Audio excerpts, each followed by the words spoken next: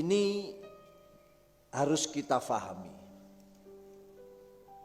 bahwa betul-betul kita harus siap konfrontasi berhadapan-hadapan dengan nafsu. Karena nafsu itu bisa membolak-balikkan hakikat kita, inti daripada kita.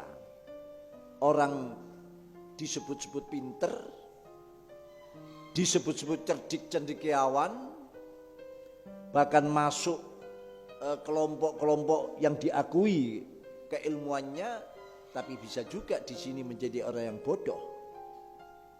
Dan sebaliknya orang yang bodoh, yang tidak mendapatkan perhatian, tidak pernah tercatat ya di dalam pembukuan apapun, bahkan kadang-kadang ada kepentingan, ada gawean-gawean dia tidak terundang karena bodoh, tapi dia orang yang selalu kontrol pada nafsunya, ya, selalu curiga terhadap nafsunya, maka di sini dia justru disebut orang yang cendekiawan, orang yang pintar.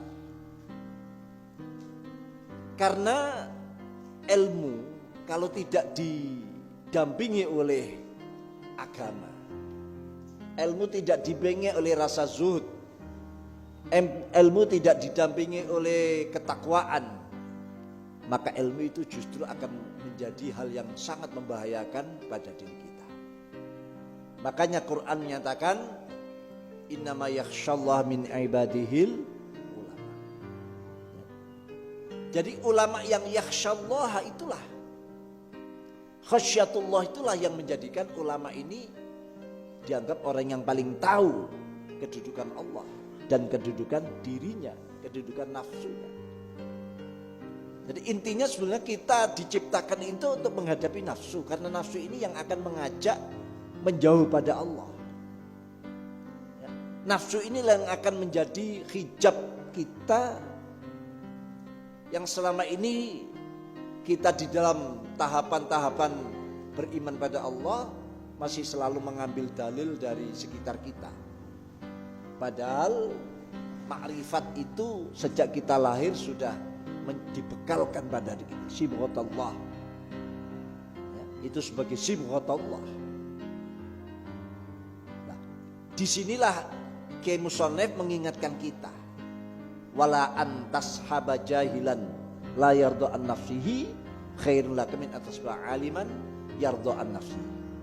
Temen demi Allah, awakmu kekancan, hei muridin muridat, salikin salikat, serawungan kekancan ambek wong goblok, tapi gobloke mau jogo awake ngontrol nafsuni, gak sembarangan, gak nyonyo, gak geragas, gak tamak, dia percaya diri, tahu bahwa semua itu wis ono dum-duman yang nyata, dum-duman sing pas, dan dia tahu bahwa nafsu selalu mengajak ke arah kejahatan. Ini saat temen dia ada bodoh nomor bodoh kok ngerti nafsu nih ya, saat temen gak bodoh. Dia memang bodoh, ndak ngerti ilmu teknologi. Dia kok nyekel HP mon, gak ngerti apa caranya. Kadang nek ana telepon masuk, dia bingung iki sing dipencet ndi. Iki bodoh. Bahkan kadang kok SMS, gak wani, tulisanku elek. Lha kok SMS ini ngomong tulisannya elek. Padahal wis ana ketikane dhewe kari milih hurufe. Iki bodoh dari hal-hal duniawiyah, hal-hal ilmu dhahiriyah. Kita masih menemukan orang-orang macam ini. Kula niki gelek dijaluki tolong kiai-kiai kepengin nglebokno jenenge seseorang, dia masukkan di HP, dia ndak tahu caranya. Tolong niki sampeyan lebetaken, kula mboten ngerti ini. Lah ini wong bodoh itu. Bodoh dari urusan-urusan duniawiyah, dari tetek bengek duniawiyah, tapi kiambe alim, cerdas dalam hal-hal ukhrawiyah. Ngaten. Karena apa? Penghalang untuk usul ilallah. Tidak ada lain adalah nafsu dan setan. Sehingga dia menjadikan setan ini musuh bebuyutannya dengan segala kecerdikan setan. Ngeten. Syekh Husain bin wonten sing dawuh Syekh Husain bin Adham. Wonten malih sing dawuh Syekh Ibrahim bin Adham dawuhaken ngeten. Fid dunya tughyanun fil ilm wa tughyanun fil mal. Walladhi yunjika min tughyanil ilm al ibadah. Walladhi yunjika min tughyanil mal az-zuhdu fihi au kama qala. Di dunia ini ada dua keculasan. Ada dua pelacuran perselingkuhan. Yang pertama perselingkuhan ilmu pengetahuan. Loh, ilmu itu bisa selingkuh. Jadi yang kita bangga-banggakan orang sing belajar pokoknya anggar ono sekolah dibuka sekolah dene. Ono sekolah anyar apa jurusan apa melok dan dapat gelar dia. Sudah berapa gelar yang direnteng-renteng. Nggih, tahu kalau cerita anak kula niku duwe kanca gelaran niku renteng-renteng. Riyen masih di PCN Surabaya. Angger ono sekolah anyar sekolah dan dapat gelar. Ono dibuka sekolah sekolah. Sampai gelar ini ditulis di buku entek. Gelare durung entek. Saking panjangnya gelar. Ya. Tapi itu semua al-ulum al-dhahiriyah. Kalau tidak didampingi oleh kecerdasan spiritualnya, yakni khasyatullah itu tadi. Jadi ilmu itu akan cenderung melakukan perselingkuhan, okay, dikontrol oleh nafsu selama ilmu ini tidak terkontrol oleh spiritualnya, yakni khasyatullah atau ibadah. Walladzi yunjika min tughyanil ilm al ibadah. Yang bisa menyelamatkan dari keculasan perselingkuhan ilmu pengetahuan ya ibadah. Gaya apa kita pintar teknologi? Untuk memperkaya diri atau untuk malah membuat semuanya diproduk secara murah? Karena dia ini pintar menciptakan ini biar umat gak angel, mudah menjangkau dan murah meriah, bisa semuanya merasakan. Ini kemaslahatan. Dan itu sebenarnya tugas kita, meratakan kemaslahatan. Kan agama itu masyaallah li ibadihi lima solibadihi dunyan wa ukhra, gampangnya. Agama itu masyaallah aturan undang-undang yang disyariatkan Allah lima solih ibad untuk kemaslahatan hambanya dunyan wa ukhra, di dunia dan akhirat. Jadi tugas kita itu menyampaikan maslahat, baik maslahat dunia maupun maslahat akhirat. Selama perbuatan kita, hasil ilmu yang kita dapatkan kok tidak melahirkan kemaslahatan, baik itu kemaslahatan diri atau maslahatan umat secara keseluruhan, maka itu berarti perselingkuh ilmu itu tadi. Ilmu itu sudah menjadi culas.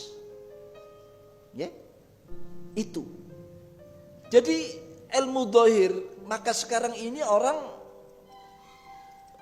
silau ketemu profesor, wis profesor. Padahal di Surabaya ada Kacung itu profesor. Kebetulan jenenge Kacung. Jadi Pak Kacung ini ternyata sudah Profesor Kacung. Ya, ada di Surabaya, pernah jadi salah satu pengurus PBNU. Bahkan pernah menjadi Dirjen Kebudayaan. Niku Kacung Marijan namanya. Niku profesor. Jadi Kacung tapi profesor. Jadi ilmu itu semua tidak akan ada gunanya. Sakniki yang beredar sekarang ya ilmu dhahir itu tadi. Amerika, Moskow, ya, terus Eropa, semuanya. Itu ilmu-ilmu dhahir ya hanya untuk dunia, tapi dunia ini kita dipermainkan oleh dunia ini tadi. Dipermainkan. Teknologi yang ada di tangan kita sekarang yang dikenal dengan HP itu, disitulah kehancuran masa depan kalau kita percaya ikuti semuanya. Hoax itu ada di situ semua. sekarang berseliweran. Orang memutarbalikkan kebenaran menjadi salah, salah dibalik menjadi benar. Itu ada di HP kita semuanya. Jadi ini yang penting dan tidak sepadan kehadiran teknologi yang menjadikan kita pinter menguasai ilmu-ilmu zahir. Ternyata justru malah ancaman bagi kehidupan bangsa. Kita terancam dengan hasil ilmu kita, yang ilmu kita ini hanya ilmu zahir yang tidak didampingi oleh ilmu batin. Dan itu hijab.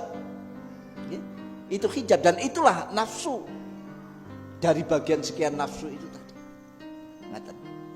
Oleh karena itu orang yang tidak ridho pada nafsunya, selalu counter pada nafsunya, maka itulah dia telah memiliki dasar-dasar ketaatan dan sebaliknya. Oleh karena itu jangan berteman orang yang hanya pinter ilmu zahir tapi tidak pinter ilmu-ilmu kebatinannya, maksudnya ilmu kerohaniannya, spiritualnya.